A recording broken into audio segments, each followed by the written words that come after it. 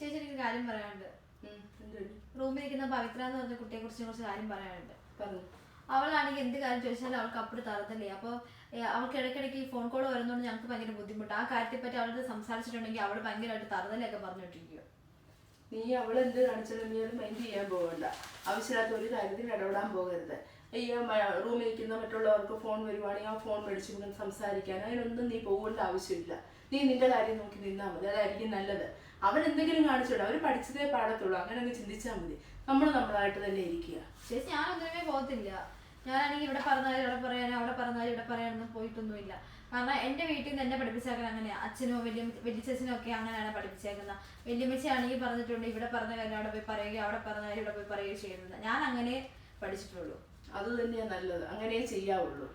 Okay. എടി നിനക്കൊരു കാര്യം പറയാം, നീ ആരോടും പോയി പറയല്ലേ. ചേച്ചിയോട് പോലും പറയല്ലേ. ചേച്ചിയോട് പോയി പറയത്തില്ലെന്ന് പ്രോമിസ് ചെയ്യുന്നത്.